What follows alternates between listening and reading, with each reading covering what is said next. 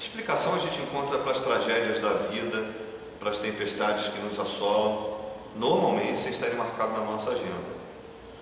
Na verdade, todo mundo fica tentando buscar um porquê quando acontecem tragédias que, por serem tragédias, têm em si a alma de ser inexplicáveis.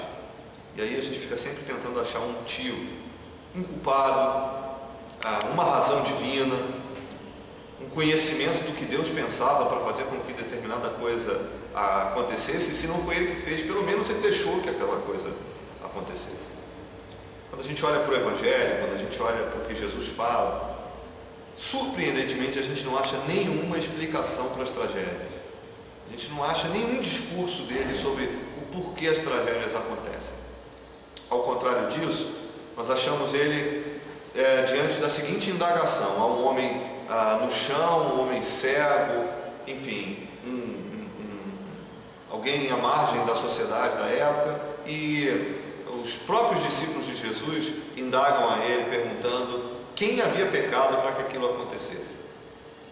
Não é nenhuma coincidência que hoje nós continuemos em busca da resposta a essa questão. Quem pecou para que acontecesse uma tragédia gigantesca, como vimos há pouco tempo acontecer no Haiti? Quem pecou para que crianças morressem na estrada? Quem pecou para que o avião caísse? Jesus não dá nenhuma resposta filosófica, lógica, diante do céu.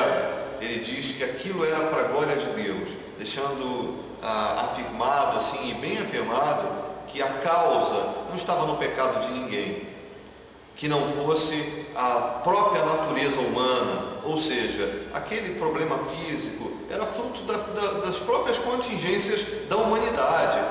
Ele só era o que era porque era ser humano. Então essas próprias mazelas têm como fruto todas essas problemáticas que envolvem a humanidade. Jesus não dá nenhuma explicação do porquê das tragédias, mas ele nos dá um conselho que faz toda a diferença. Um dia ele contou a seguinte história: um homem construiu a sua casa sobre a areia, o outro construiu sobre a rocha. Vieram os ventos e veio a tempestade.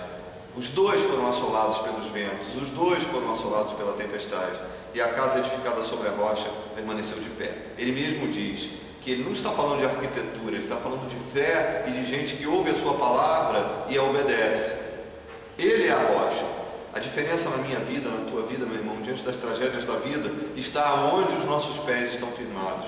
Se os nossos pés estão na rocha, virão os ventos, virão as tempestades, assim como virá o sol e virá a bonança, porque o sol brilha para todos e a chuva cai sobre todos. A diferença é aonde a nossa fé, aonde a nossa esperança está alicerçada. Cristo vive, Ele é a nossa rocha eterna, rocha viva, e se nele a nossa esperança está, a nossa esperança não morre com as tempestades da vida. Ao contrário, a gente crê e pode ver que Ele está cuidando de nós, porque Ele é fiel e nele não há sombra de variação.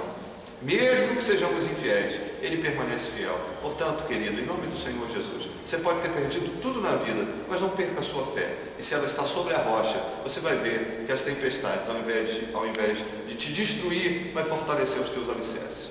Deus te abençoe, viu?